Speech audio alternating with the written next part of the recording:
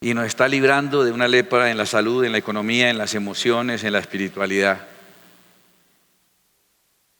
Qué bueno que el Señor nos revele cosas que nos van a librar de muchos problemas, que cuando las aplicamos, definitivamente cambió mi vida.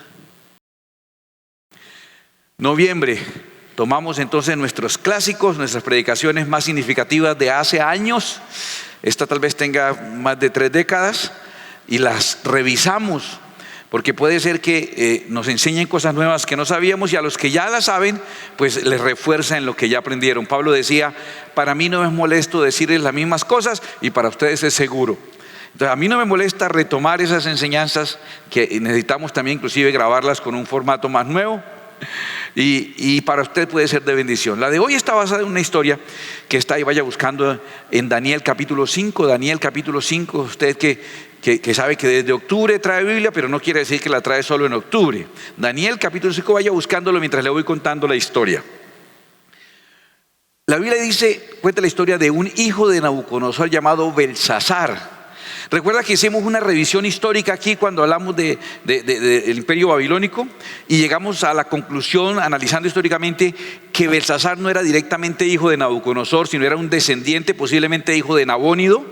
Y Nabónido, descendiente también de Nabucodonosor, fue rey en ese tiempo de todo el imperio babilónico, pero puso a su hijo Belsasar como regente en la provincia de Judea.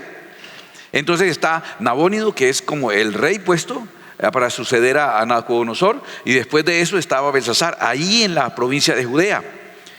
Por eso después, más adelante, veremos que cuando Belsasar le ofrece un premio a Daniel, le ofrece ser el tercero del reino. ¿Por qué no le ofrece ser el segundo? Porque el segundo era él. Él era un corregente. Eso no nos importa. De todas maneras, la Biblia no hace mucha diferencia entre hijo y descendiente. Cuando dice hijo, no necesariamente. A Jesús le decían hijo de David. ¿Recuerdas? Jesús, hijo de David. ¿Recuerdas? Bartimeo: Jesús, hijo de David. Y David ocurrió ¿cuánto antes de Jesús? Usted ya sabe porque hemos estudiado la cronología. ¿Cuánto antes de Jesús ocurrió David? 1000 años. 1000 años antes, y le decían hijo de David porque es descendiente. En esta narración se habla de Belsasar, el hijo de Nabucodonosor. Belsasar, o descendiente de Nabucodonosor, hijo de Nabónido. Belsasar es rey, y el hombre se le reventaron los esparquis. Un día se rayó, un día se enlocó el tipo y le dio por hacer rumba, ferias y fiestas en provincia de Judea. Armó un desorden, hizo una fiesta para 1000 de sus funcionarios y sus concubinas y sus mujeres. Armaron ahí el festival, pues las ferias, y arrancó a beber trago y a emborracharse. Eso era parejo. Cuando él llegó a un estado de la Biblia, el término hebreo que utiliza para esa condición degradante es cuando estaba ya hincho, en hebreo. Cuando el hombre está más allá que aquí, no se le antoja a esta bestia sino decir: vamos a seguir bebiendo, pero vamos a beber en la copa de Dios. Y como Nabucodonosor se había traído los utensilios de la casa de Dios desde Judea, y también a las personas, ¿cierto?, mandó traer la copa de Dios, los utensilios de la casa sagrada de Dios. No la podían tocar sino los levitas y el sumo sacerdote. Y él dijo: tráigalo, vamos a beber en la copa de Dios. Y vino, hizo servir y arrancó a beber y a emborracharse en la copa del Dios de los cielos y de la tierra. Él estaba ahí feliz, enfiestado, enferiado, cuando aparece una mano gigante, y en una pared que estaba al frente de él escribe. El primer grafiti de la historia, ¿no? Aparece y escribe: Mene, Mene, Tekel, Uparsin. Y el tipo le pasó la borrachera del susto tan tremendo, quedó curado. Tan pronto le pasó. ¿Sabes qué dice la Biblia? Que una rodilla pegaba contra la otra. Ese sí es un susto. Del susto que tenía, le temblaba la pierna, le daba una rodilla contra la otra, del susto tan tremendo que tenía, y le pasó la borrachera y dijo: ¿Qué dice ahí? ¿Pero qué es en esas palabras? Yo no entiendo qué significa eso, que Mene, Mene, Tekel, ¿eso qué es? Entonces llamó a los astrólogos, los caldeos, los adivinos, y nadie dice: no, yo eso no entiendo, de verdad, eso no sé qué será. La esposa le dijo: en los tiempos de su padre o de su antecesor Nabucodonosor, él consultaba a un muchacho que se llama Daniel, en el que habita el espíritu de los dioses santos. Ese hombre le resuelve uno hasta cubo de Rubik con los ojos cerrados. El hombre sabe todo, ese es el hombre que le resuelve. Y entonces mandaron a traer a Daniel, le ofrecieron un montón de regalos para que interpretara lo que decía ahí. ¿Ya tienen ahí Daniel 5? Lo leo en favor de todos. Si usted ya lo tiene ahí, pues busquemos el capítulo 5 de Daniel. Y también busquemos las gafas. Bueno, ya, Daniel 5, escuche lo que ocurre aquí. Llamaron a Daniel, versículo 17. Escuche esto. Entonces Daniel respondió y dijo delante del rey: tus dones sean para ti y da tus recompensas a otros. O sea, le dijo: a mí no me viene usted aquí a sobornar, le dijo. Leeré la escritura al rey y le daré la interpretación. El Altísimo Dios, oh rey, dio a Nabucodonosor tu padre o tu ascendiente el reino y la grandeza y la gloria y la majestad. Y por la grandeza que le dio, todos los pueblos, naciones y lenguas temblaban y temían delante de él. A quien quería mataba y a quien quería daba vida. Engrandecía al que quería y a quien quería humillaba. Mas cuando su corazón se soberbeció y su espíritu se endureció en su orgullo, fue depuesto del trono de su reino y despojado de su gloria. Fue echado entre los hijos de los hombres y su mente se hizo semejante a la de las bestias, y con los asnos monteses fue su morada. Hierba le hicieron comer como un buey y su cuerpo fue mojado con el rocío del cielo, hasta que reconoció que el Altísimo Dios tiene dominio sobre el reino de los hombres y que pone sobre él al que le place. Y después de eso viene la peinadita. Y tú, su hijo Belsasar, no has humillado tu rostro sabiendo todo esto, sino que contra el Señor del cielo te has ensoberbecido e hiciste traer delante de ti los vasos de su casa, y tú y tus grandes, tu mujer y tus concubinas bebisteis vino en ellos. Además de esto diste alabanza a dioses de plata y oro, de bronce, de hierro, de madera y de piedra, que ni ven ni oyen ni saben, y al Dios en cuya mano está tu vida y cuyos son todos tus caminos, nunca honraste. Y continúa diciéndole: entonces de su presencia fue enviada la mano que trazó esta escritura, y la escritura que trazó es Mene, Mene, Tekel, Uparsin.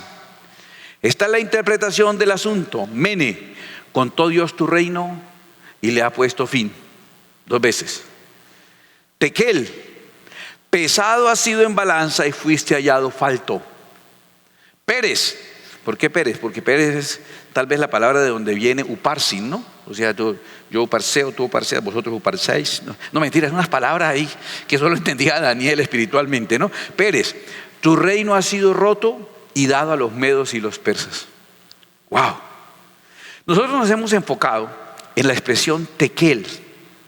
Tekel nos ha aportado mucho a nosotros porque dice: pesado ha sido en balanza.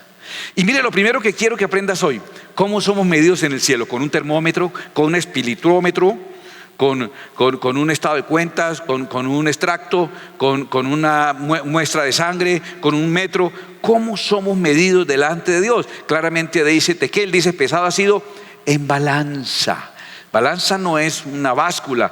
En la báscula tú te puedes parar y te da, por medio de un mecanismo, te da o digitalmente tu peso aproximado, ¿cierto? Que a veces uno se amarga el día con eso. Uno ya se amarga el almuerzo con el noticiero y se amarga el desayuno con la báscula. ¿Sí? Hermano, primero y no puede ser. ¿Por qué? Fueron solo 3 hamburguesas. ¿Por qué está pasando? ¿Sí? Y renegando. Esa báscula te subes y ya. ¿Pesado ha sido en qué? En balanza. La balanza es un elemento de medida por comparación, ¿sí? Pesa por comparación o por contraste. La balanza no te puede subir y te da el peso. Necesitas subirte y que en la otra canasta del pivote o del brazo oscilante haya algo con lo cual comparar tu peso. La balanza pesa por comparación. ¿Ya tienes eso? ¿Aprendiste eso? ¿Cómo somos pesados en el cielo? Método balanza. ¿Qué quiere decir método balanza? Somos medidos por comparación. Somos cada uno de nosotros medidos y pesados en el cielo por comparación. Entonces ponen a Belsasar aquí en un lado, ¿cierto que sí? ¿Contra quién lo compararon? Imaginen que lo comparen contra Daniel. Donde comparen a Belsasar con Daniel. ¿Ustedes imaginan? ¿Han leído la historia de Daniel? Daniel es tan correcto, a mí me cae como mal. O sea, a mí demasiado bueno, demasiado bueno. No es que uno lee Pedro sus imprudencias, ¿cierto? Los temores inclusive de Juan, a Gedeón también, inclusive David o Salomón con sus confusiones y todo. Y uno como que sí, me ha pasado. Pero Daniel y José Esos manes no fallan. O sea, yo le digo honestamente, en mi humilde opinión, generalmente equivocada, que el único que yo creo que puede empezar con Daniel y que le gana es el Señor Jesús. El Señor Jesús. Donde le pongan a Daniel con Belsasar, yo creo que Belsasar dice: bueno, pues máteme de una vez, más bien no me ponga a hacer esa vuelta, porque comparado con Daniel. ¿Con quién fue la comparación? Recuerda la sentencia. A él lo compararon con alguien. ¿Con quién? Con Nabucodonosor. ¿Es justa esa comparación? Es justa. Entonces, en esta balanza que se creó espiritual, fueron puestos Belsasar versus Nabucodonosor. De la misma nación, de la misma genética, de la misma familia, el mismo apellido, misma cultura, misma educación. A mí me parece una medición muy justa, ¿cierto? Mucho más justa que con Daniel. Lo compararon con alguien que está inclusive en la misma posición que usted está ahora. Y le pasó esto. ¿Y qué fue? Dijo: cuando él no se humilló delante de Dios, salió una sentencia que dijo: se le quita el reino. Entonces la sentencia ahí es: se le quitará el reino al que pierda. Se le quitará el reino. Y montaron ahí a Belsasar. ¿Y lo montaron con quién? ¿Con quién? Con Nabucodonosor. ¿Y quién fue hallado falto? ¿Quién se quedó corto de peso? ¿A quién le faltó peso? A Belsasar. Belsasar no dio la medida ni de su papá. Usted le quedó corto hasta su taita. Esa es la medición que hizo. Se quedó corto. ¿Y cuál era la sentencia? Cortado el reino. Esa misma noche vinieron los medos persas, invadieron Judea y mataron a Belsasar y perdió el reino. Tremendo. Pero de ahí aprendimos algo. Según lo que la mano escribió, que nadie entiende, pero nosotros, los que tenemos el Espíritu del Dios Santo en nosotros, entendemos. Y nos pasaron un dato que casi nadie sabe, que es que el cielo a uno lo miden es por balanza. Y cuando es por balanza, entonces tiene que haber una comparación. Vamos un poco más atrás a otro caso anterior. Este le gusta mucho a la gente que uno se lo cuente, porque eso está como para la red, para el lavadero. Es la embarrada de David. Cuando David ya era rey y cuando ya había derrotado casi todos sus enemigos, no salía a la guerra. Madrugó, un día se levantó a la hora de madrugar de un millennial, a las 5 de la tarde. Se levantó, madrugó ese día. Y salió a la terraza y había una vecina divina allá bronceándose. Y él la vio y me echó a maquinar todo ese poco de cosas, ¿no? Inventar. Y entonces dijo, la mandó llamar. Venga, que no es para eso. Y sí era para eso. Y este man como que no era marulanda, pero era tiro fijo. ¡Pum! La embarazó. Y al otro día cuando la avisa, mire que salud de su futuro príncipe. ¡Qué lío!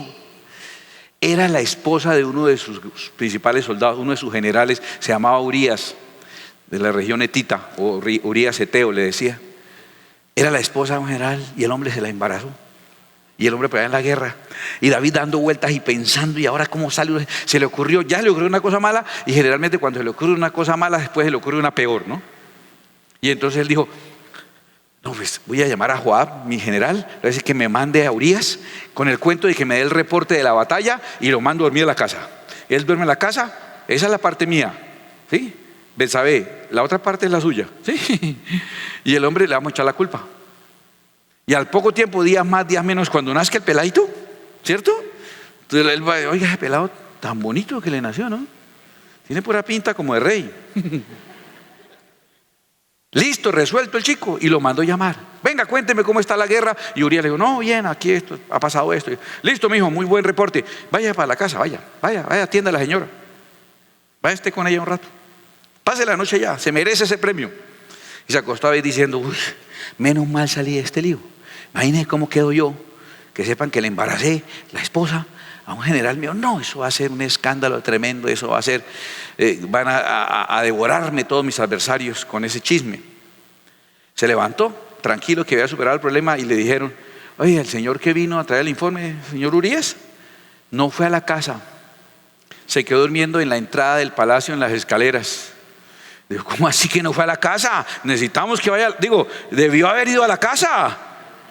Y lo mando a llamar y le digo, venga, sí, ¿usted qué le pasa? ¿Cómo así que usted no fue a su casa? Lo mando a llamar, le doy una licencia una noche, en vez de aprovechar, hermano. ¿Ve, duerme en la escalera? ¿Qué le pasa a usted? Él dijo, ¿cómo voy a estar yo recreándome con mi mujer y descansando en mi cama, durmiendo tranquilo en mi aposento, mientras mis hermanos y mis compañeros y el general Joab se están jugando la vida enfrentando a los adversarios. Pues sí, ¿no? Me salió patriótico el bobo este. Le digo, bueno, muy bien hecho, así se hace, venga, brindemos por eso. Y ahora, ¿sabes qué hizo? Lo emborrachó, man. David, el que en algún momento fue llamado hombre conforme al corazón de Dios, venga, tómese esta, no me vaya a dejar solo, tómese esta, o se la echo por encima, tómesela. Tómela, que usted no me va a rayar aquí la cara, que recíbame. Después, tómese la otra, porque si no, usted para el camino. No, tómesela, le digo. Y después la otra, ¿qué vamos a botar este cuncho ahí? ¿Para qué guardar la botella esta? Eso, desocupemos esto una vez más bien. Y después ya, la de Pirnos, vea, tómenla, que en ese tiempo era así, ¿no? Entonces le dijo, la otra. Lo fue, quedó borracho ahora sí. Y lo mandó para la casa. Y dijo, ahora sí, haga o no haga, ya le figuró, porque con la borrachera. Y se acostaba y dijo, uy, qué pena, me tocó fuera de eso emborracharlo. Se levanta el otro día y le dicen, el soldado que usted mandó, el general que usted mandó llamar, salió borracho del palacio. No alcanzó ni a salir del palacio, se quedó dormido en las escaleras. El hombre era malas copas.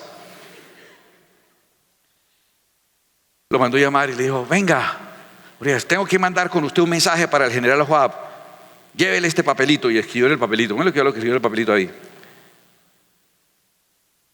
Necesito darle piso a este man. No, más retórico, no, o sea. Por favor, pongan a Urías en la parte más dura de la guerra.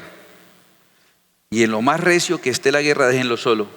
Necesito salir de él. Firmado David.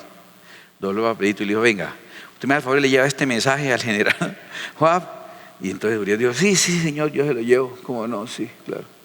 Guayabo tan tremendo. Sí, señor, sí, yo le llevo el papelito. Y se fue hasta donde el general le entregó el papelito. Mire que le manda a mi rey una orden que tiene que cumplirla, ¿oyó? Y Joab llegó y le dijo, ¿qué pongo esto? ¿Qué pasa? ¿Usted leyó este papelito? Él dijo, no, ¿cómo me le ocurre? Es un mensaje del rey.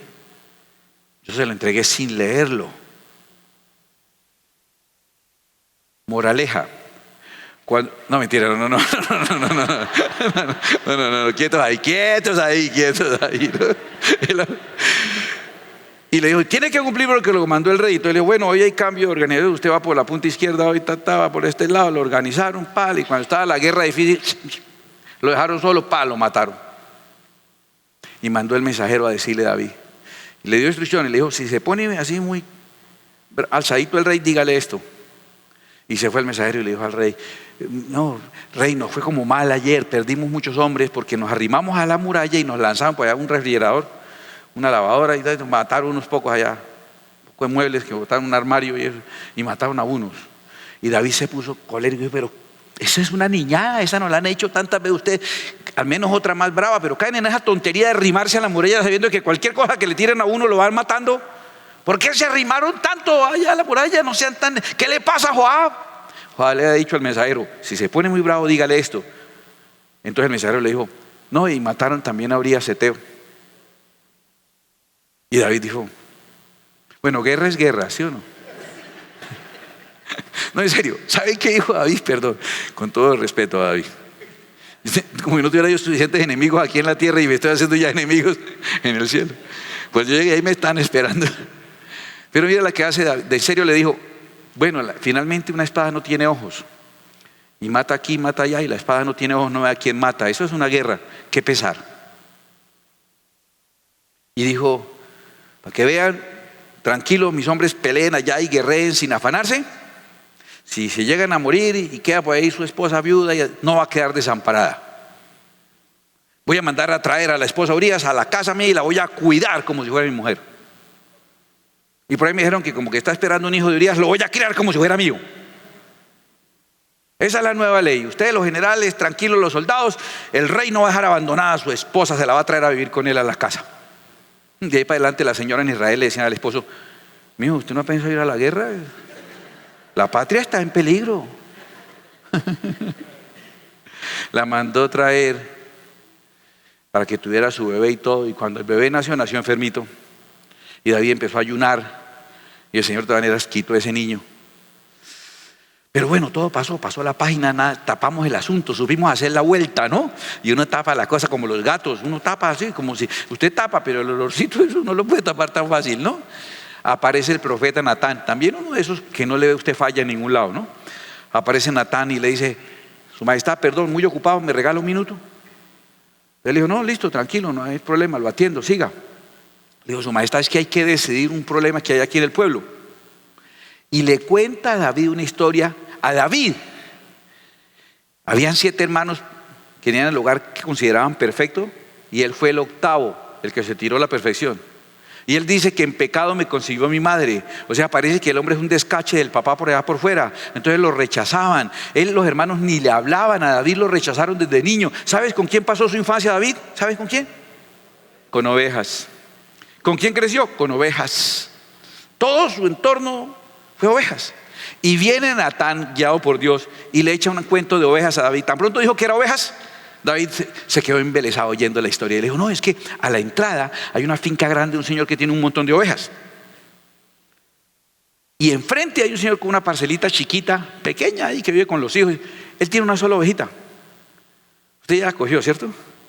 Ya cogió cómo es ahí el indirectazo, ¿cierto? Claro, David, que tenía mujeres y todo, y el reino, y el otro también una sola, ¿sí o no? Entonces dijo: y el que tenía una sola ahí. Digo, imagínate que vino un visitante al rico, como el deseo que vino a David de visita. El visitante es el deseo que le vino. Y para atender al visitante, David le hizo un asado de cordero. Adivine cuál oveja mató. Los de enfrente tenían una sola. Dice Natán: la criaron como una hija, jugaba con los niños, la peinaban, le cogían los rulos por la noche, la tenían maestrada, decían plas, se sentaba, rol, daba la vuelta, la sacaban a la ciclovía los domingos. Eso era una tía, para ellos era de la familia. Y David ahí enternecido con la historia. Digo, y el tipo, para atender al visitante, mató la ovejita de frente. Imagínense esa historia para David. David dijo: no puede ser. Y entonces David dio una sentencia. Se encendió, 2 Samuel 12:5. Entonces se encendió el furor de David en gran manera contra aquel hombre, y dijo Natán: vive Jehová, que el que tal hizo es digno de muerte. O sea, matémoslo. Y debe pagar la cordera con 4 tantos. O sea, si lo matamos después, ¿cómo la paga 4 veces? Sino que está tan colérico que no sabe ni lo que está diciendo. Mátelo y después cóbrenle. No, cóbrenle primero, porque no después cómo paga, ¿cierto? Dice la cordera 4 tantos. Porque hizo tal cosa y no tuvo misericordia. David dijo: ese tipo, mi juicio es que ese tipo merece 4 veces la muerte. 4 muertes. Curioso. Y Jonatán lo miró con cara de: así te quería ver. Le digo: es que ese hombre es usted. Y le dice: el Señor le dio el palacio, riquezas, mujeres, y usted se antojó de las mujeres de Urías, que tenía una sola, y lo mató con la espada de sus enemigos y le cantó toda la tabla. La diferencia, David cuando la embarraba era como nosotros, todas las embarramos parecido. La diferencia es que cuando Dios confrontaba a David, ahí sí era diferente a la mayoría. Porque la mayoría somos como Adán, porque somos descendientes de Adán, ¿no? ¿Por qué comiste? No sé, no, la mujer que usted trajo. Entre los dos me hicieron la encerrona, entre usted y ella. Alguno de los dos tiene la culpa. Solo yo soy inocente. David no. Cuando Natán le dijo: eso es usted, hizo esto y eso. ¿Sabes qué dijo David? David dijo: pequé contra Dios. Esa es la diferencia. Esa es la diferencia cuando comete errores. No, fui yo. No fue culpa de todo el mundo. Fui yo quien pequé y reconoció. El pecado le fue remitido en ese momento. De entre las 4 muertes que él sentenció, no murió David. Dios tuvo misericordia. Pero David hay un juicio. ¿Y cómo nos juzgan en el cielo? En balanza, entonces en comparación. Y entonces, ¿a quiénes pusieron? ¿Quién era el rico que tenía muchas ovejas? ¿Y quién era el pobre que tenía uno solo? Urías. Entonces, en la báscula, ¿y la sentencia quién la puso? El mismo David. 4 muertes. Imagínate. Entonces pusieron a David aquí y pusieron a pobre Urías. La confrontación fue, es que antes había sido vikingo él. La confrontación fue entre David y entre Urías. corriendo. Según la narración, el que tenía una oveja y el que tenía muchas. La sentencia ya está a muerte por 4. ¿Quién fue hallado falto ahí? ¿Quién fue hallado falto? El faltante, el que cometió la falta o al que le falta peso. David fue hallado falto. Y entonces murió el hijo que tuvo con la señora. Un hermano que llamaba Amnón violó otra media hermana y Absalón mató a Amnón, que era un hijo de David, mató a otro hijo. Absalón se rebeló y después lo mataron. Y después un hijo que quedaba, que quiso quedarse con una concubina de David, Salomón lo mandó matar. 4 hijos de David murieron porque perdió el juicio. Y lo peor es que la sentencia la había puesto él mismo. ¡Ay! ¿Quién lo mandó? Un último caso, más atrás que este. Un último caso. Dios le prohibió a su pueblo mezclarse con otras naciones, especialmente los hombres les gustaban las mujeres de afuera. Y entonces había una ley de no juntarse con las mujeres de afuera, se llamaba la ley Rafael Escalona. No te enamores de mujeres extranjeras, se llamaba la ley. No, mentira, una ley ahí. Y entonces, que no podían juntar. Entonces el encargado de recordar esa ley era Moisés. Entonces cuando estaban en la plenaria los sábados, en el día festivo, él decía: recuerden que está prohibido meterse con mujeres extranjeras, que le quede muy claro a todos. Siguiente sábado. Por ahí he visto algunos como rondando por ahí, ¿no? Mujeres extranjeras, ¿saben que eso está prohibido? Siguiente sábado. Nos tocó echar de la congregación a uno que se enredó por allá con una vieja afuera. Siguiente sábado. Les presento a mi esposa extranjera. Duro, ¿cierto? Para el pueblo es duro. Porque Séfora había muerto, la esposa de él, y ahora se enamoró, dice la Biblia, de una mujer cusita. Una mujer, no era porque a él le gustaba y decía: uy, cusita rica. Que no. Cusita es que era de la región de Cus, o sea, de África. Se consiguió una morena tremenda y se la trajo. Y entonces María, que era la hermana de él, llamada Miriam la profetisa, o María la profetisa, y su hermano Aarón, que hablaba por Moisés y hablaba de Dios a Moisés también, dice que se indignaron, se enojaron mucho. Y lo que dice la escritura es muy interesante en Números 12, vaya buscando Números 12, al comienzo de la Biblia, dice: María y Aarón hablaron contra Moisés a causa de la mujer cusita que habían tomado. Y mire lo que dice el siguiente renglón. Lo que dice el siguiente renglón es: y mentiras no era. ¿Sí es? Cuando dice a causa de la mujer cusita que había tomado, y mentiras no eran, porque dice porque él había tomado mujer cusita. ¿Estuvo mal ese acto? Él ser el que proclama la ley y luego él mismo desobedecerla, estuvo muy mal. Entonces María y Aarón dijeron: ¿acaso es que Dios solamente habla a través de Moisés? Y también tiene razón, porque María, si le dicen la profetisa, o Miriam, si le dicen profetisa, porque Dios habla a través de ella, sino porque le dicen profetisa. Aarón no solamente hablaba por Dios a Moisés, sino por Moisés al pueblo también. Era él como el micrófono porque Moisés era medio James, ¿no? Entonces pusieron a Aarón para que le ayudara a responder rápido las entrevistas. Entonces sí hablaba Dios también a través de Aarón y de María. Ahora mire el resultado de ese juicio. Entonces ese juicio, ¿cómo quedó? Ese juicio es de María contra Moisés. Ella está pidiendo castigo de Dios, que sea apartado del pueblo, que no sea la persona, no sea el interlocutor válido, que no sea el proclamador válido de parte de Dios. Dios juzgó. Vamos a ver ese juicio también ahora que andamos mirando casuística judicial. Números capítulo 12, versículo 4. Versículo 4. Luego dijo Jehová a Moisés y a Aarón y a María: salid vosotros 3 del tabernáculo de reunión. Y salieron ellos 3. Entonces Jehová descendió en la columna de la nube y se puso a la puerta del tabernáculo y llamó a Aarón y a María, y salieron a Moisés: venga para acá, venga para acá. O sea, cuando el papá le dijo: no, venga para acá. Y él les dijo: oíd ahora mis palabras. Cuando haya entre vosotros profeta de Jehová, le apareceré en visión, en sueños hablaré con él. No así a mi siervo Moisés, que es fiel en toda su casa. Cara a cara hablaré con él, y claramente, y no por figuras. Dice: y verá la apariencia de Jehová. Y luego les dice a ellos: ¿por qué pues no tuvisteis temor de hablar contra mi siervo Moisés? Entonces la ira de Jehová se encendió contra ellos y se fue. E inmediatamente María quedó leprosa. Le tocó a Moisés después ir a decir: Señor, perdona, ¿sabe qué hacen las mujeres? Para que el Señor la perdonara y le sanara la lepra. ¿Qué pasó en ese juicio? Escuchen, yo digo que lo que María dijo era cierto. Él había tomado mujer cosita, ¿sí o no? Que Dios habla a través de otros, también era cierto. Y en ese peso entre María, en ese juicio entre María y Moisés, fue hallada falta María y fue castigada con un castigo terrible. Ella decía: no tiene derecho a dirigir la congregación. La persona con lepra era apartada de la congregación. La lepra era la enfermedad más temida, era la enfermedad emocionalmente más indignante, espiritualmente señalada como maldición. Nadie era más pobre y más infortunado que el que tuviera lepra.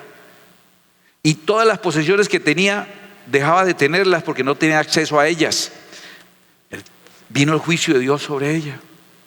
Es preocupante qué pasó ahí. Muy curioso. Hemos aprendido esto hoy. Hemos aprendido que en el cielo nos pasaron un dato, encontramos un dato. En el cielo a uno lo pesan mediante una balanza. Que la balanza, el resultado se da es por comparación. Luego en la balanza no ponen solamente la persona que uno acusó. ¿Qué pasa cuando uno pone a la persona que uno acusó? ¿Qué pasa? ¿Con qué llenan la otra canastica? Ahí lo ponen a uno. Y eso le pasa a usted también como papá o como profesor o como autoridad, ¿cierto? Cuando su hijo viene y dice: ay, no se comió todo. Usted inmediatamente mira el plato del que lo está acusando y dice: pero usted tampoco ha acabado. Profesor, no hizo la tarea. Ay, muéstreme la suya. Lo primero que uno siente cuando alguien acusa es evaluar si en eso que está acusando el otro tiene derecho a acusar.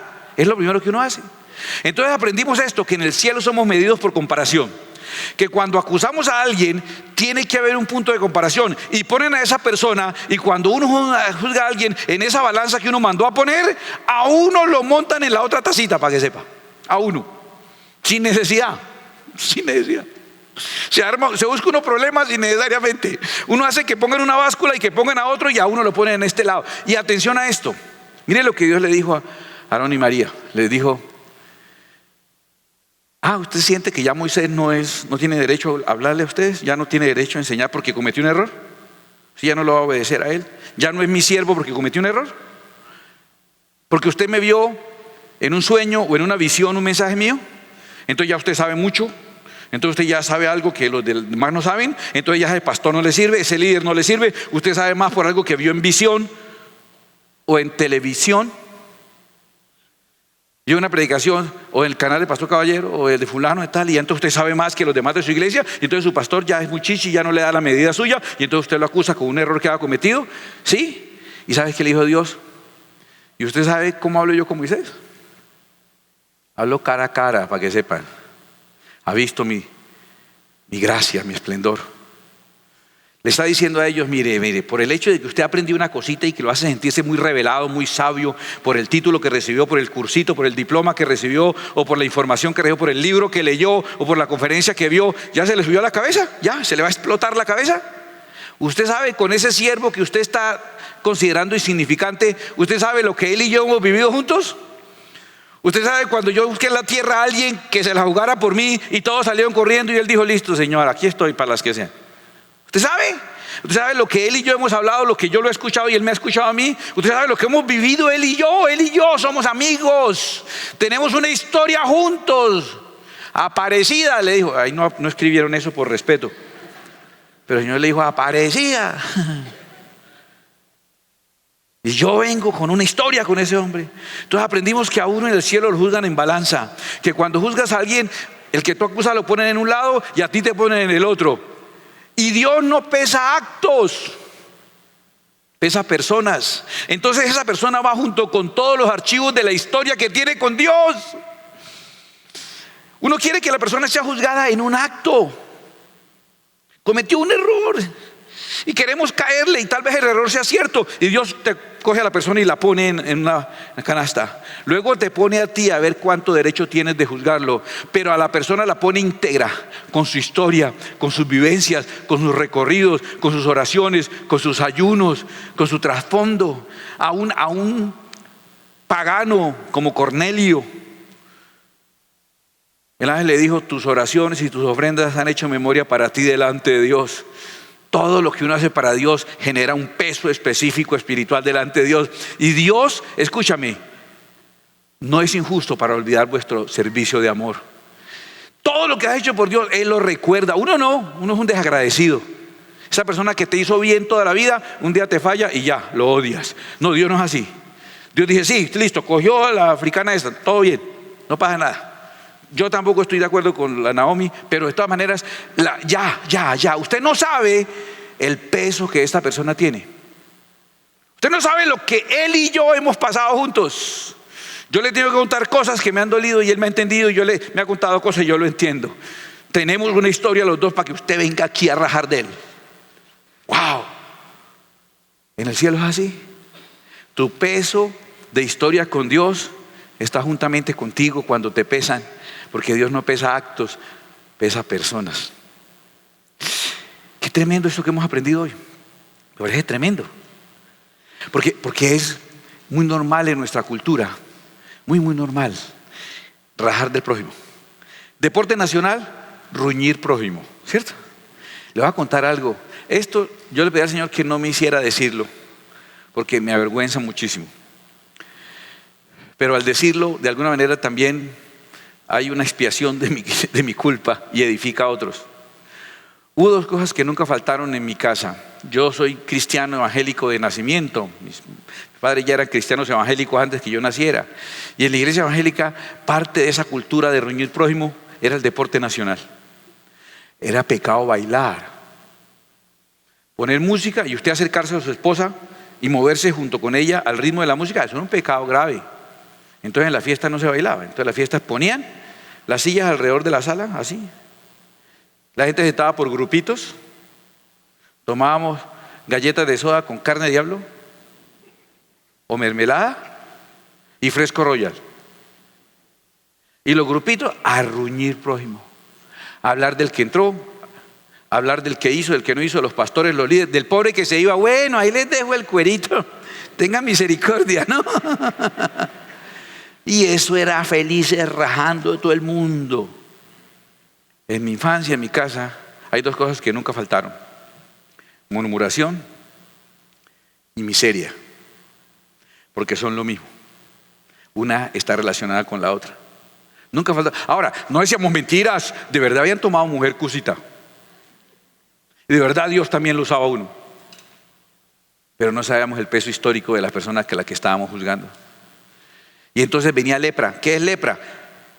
Que en su salud se deteriora, que su economía se deteriora, que su vida espiritual se deteriora, que sus emociones se deterioran. Venía lepra sobre todos nosotros.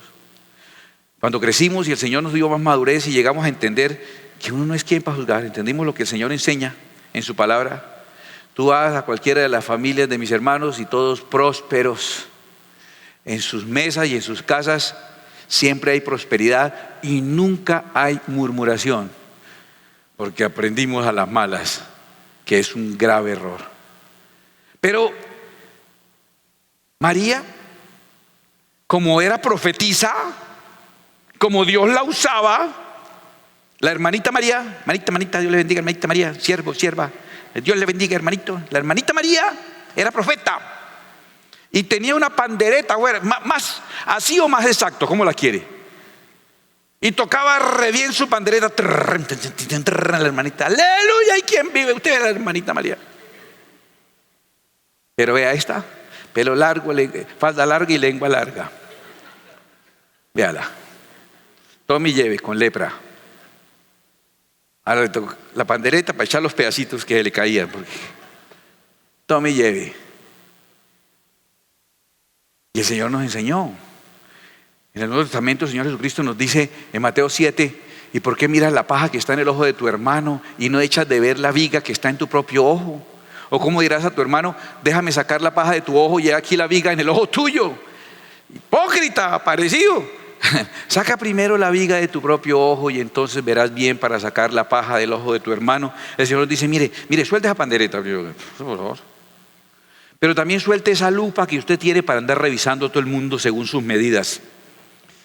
Coja esa lupa y cámbiala por un espejito y revísese, porque queda poco tiempo y hay cosas en usted que van a hacer que su alma se pierda, y por estar perfeccionando a los demás va a quedarse por fuera de la salvación usted. Ocúpese de su salvación con temor y temblor, de la suya.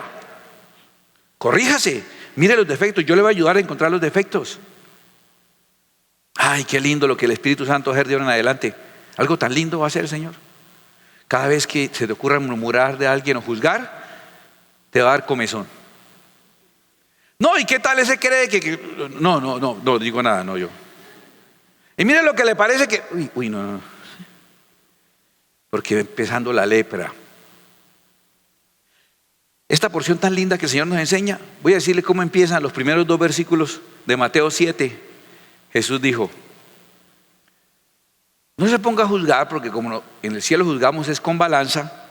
En esa balanza que usted pone, usted va a ser montado y puede terminar siendo castigado innecesariamente. No se busque problemas innecesarios, está diciendo el Señor. ¿No tiene suficiente con los problemas que tiene? ¿No tiene suficiente? ¿Está muy desocupado, está muy tranquilo, muy sobrado y se va a poner a buscar líos? ¿Usted? Controle la lengua, que el que controla la lengua es capaz de controlar todo su cuerpo, dice Santiago también. El Señor dice, no juzguéis para que no seáis juzgados, porque con el juicio con que juzgáis, en la balanza que usted pone, seréis juzgados, y con la medida con que medís, os será medido. Atención, esa costumbre nuestra del dedo señalador, que el Señor dice, el ayuno que yo escogí no es que aguanten hambre, sino que quiten de ustedes ese dedo acusador. Eso es lo que el Señor quiere. Pero nosotros ayunamos para decir, mire, él no ayunó, ni él ayunó. El Señor dijo, pues eso es lo que quería cortarle a usted, ese dedo acusador. Pero no se preocupe que con la lepra se le cae.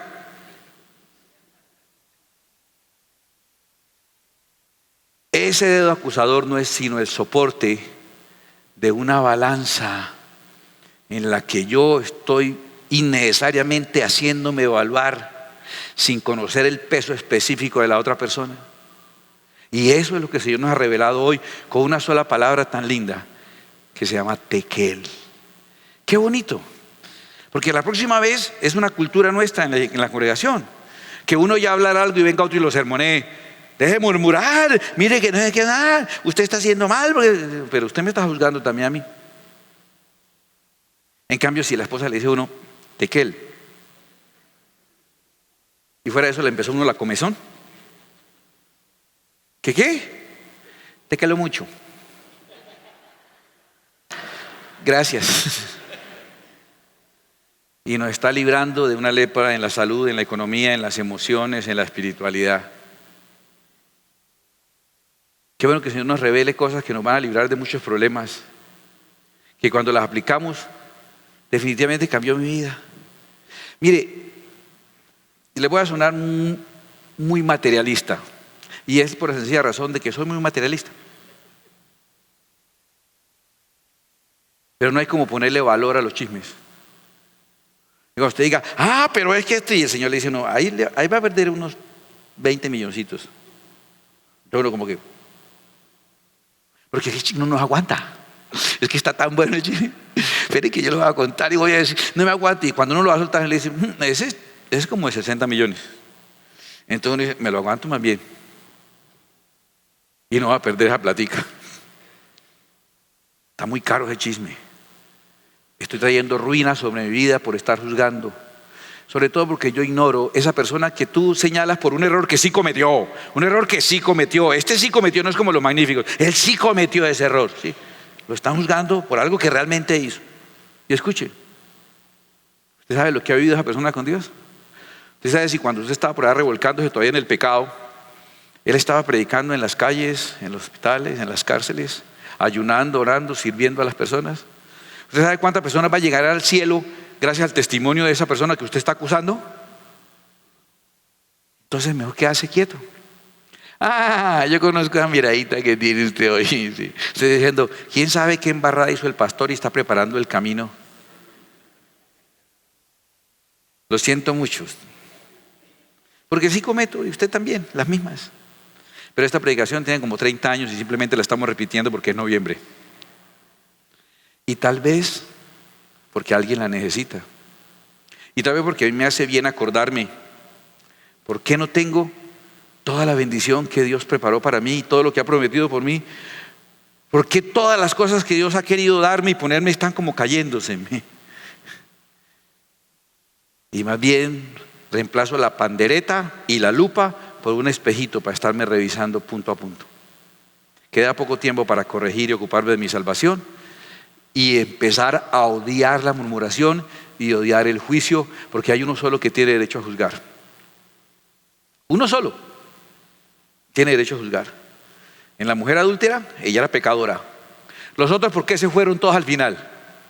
Eran pecadores. Uno solo no era pecador. Y el único que tenía derecho a juzgar, no juzgó. Yo creo que el Espíritu ha hablado a tu corazón ahora. ¿Y por qué no reconocer delante de Dios humildemente y decir, Señor, yo he fallado? Y pedirle perdón. ¿Quieres estar de pie un momento, por favor? ¿Quieres cerrar tus ojos y decirle al Señor, Señor, yo reconozco? El Evangelio se llenó, escúcheme esta denuncia, de personas que abren sitios en internet. Nunca dicen nada contra los reggaetoneros que hablan de inmoralidad, de perversión, nunca dicen nada. Pero son felices hablando de Marco Witt, de Danilo Montero, de Alex Campos, de cuánta persona ha tenido éxito en el Evangelio. Felices. No les oye usted una predicación nunca buena, pero cogen la predicación de otro y la despredican. ¿Y ellos por qué no aportan algo bueno entonces? En internet hay sitios de personas que lo único que hacen es evaluar lo que hacen en una y otra iglesia. Que hacen esto y que se muera. ¿Y qué tal que eso sí sea de Dios? Al menos esa manifestación, y usted diga que eso es emocional o es del diablo y se gana usted un lío. Escúcheme, innecesariamente. Mi pregunta es, ¿verdad no tienes suficientes problemas ya? ¿Te vas a buscar otros adicionales? ¿Y te vas a meter con Dios y con la gente que Dios estima? No. Tú no sabes el peso específico de un Dios que no olvida lo que vive con uno. Un Dios que no olvida el ladrillo que pusiste, la clase que le diste a un niño, la vez que oraste por ese enfermo. Tus oraciones y tus ofrendas hacen memoria delante de ti. Y viene otro porque vio una visión o una televisión, porque leyó un libro o fue a un congreso, a sentirse más que otro que delante de Dios tiene un tremendo peso específico. Déjeme darle un consejo de mucho amor. Cuidado con quién se mete. Hay gente que Dios es delicado que se los toque, hermano, en serio. Hay gente que Dios, de verdad, usted va a ver el lado furioso de Dios por tocar personas que Él tiene muy cerca de su corazón. Hay suficiente gente enemiga de Dios y alejada de Dios como para uno ponerse a criticar a los consentidos de Dios. Si quiere, critique a los consentidos del diablo, que se ponga bravo el diablo. Pero cuidado con los consentidos de Dios, porque cometen errores como David. Pero cuidado lo tocas.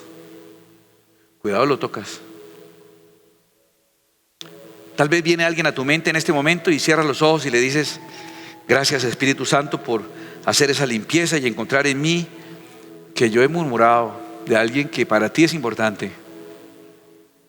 Esta protección no es una protección para los mundanos y los perversos y los que hacen mal. A ellos que los proteja su Señor a quien sirven, que es el diablo. Pero a los que sirven a Dios, tal vez alguna vez murmuré de alguno. Yo tengo que confesar con dolor de mi infancia la escasez. Se me iba la vida en desear y soñar y no tener. Pero siempre en nuestra conversación había un comentario contra alguien y la mayoría de las veces era verdad. Pero nos subíamos a una balanza innecesariamente. Hoy te pido perdón, Señor. Hoy confieso, te pido perdón y te doy gracias por habernos revelado esto, porque desde que estamos en obediencia de esto, nuestra vida ha cambiado, nuestra salud ha cambiado, nuestras finanzas han cambiado, nuestra espiritualidad ha cambiado. Tu palabra es fiel y verdadera. Te pido perdón, Señor. Te pido perdón, te pido perdón, te pido perdón, te pido perdón, te pido perdón. Y declaro, Señor, que también yo fallo y tú tienes misericordia de mí. Oraré siempre por misericordia de otro. Y tengo algo muy claro. Es que solamente tú mereces el derecho de juzgar. No hay nadie más, nadie más. El evangelista Juan nos dice que el Padre todo juicio lo entregó al Hijo. No le quites eso que el Padre le dio a Cristo Jesús.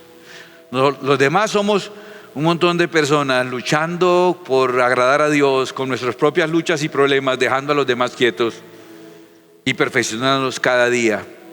Muriendo cada día, no como quien golpea el viento, dijo Pablo, no como quien golpea a todo el mundo, sino el que golpea su propio cuerpo para no ser desviado de la verdad.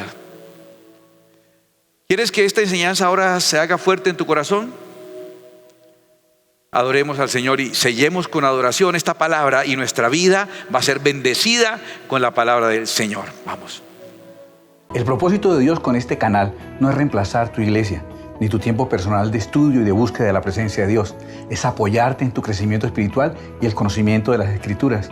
Tú puedes apoyarnos a nosotros también cada vez que ves un video, cada vez que le das like, que lo compartes. Cuando te suscribas a nuestro canal, invitas a otros a suscribirse también. Es la manera en que tú nos apoyas para que nosotros también podamos seguirte apoyando. Que Dios te bendiga.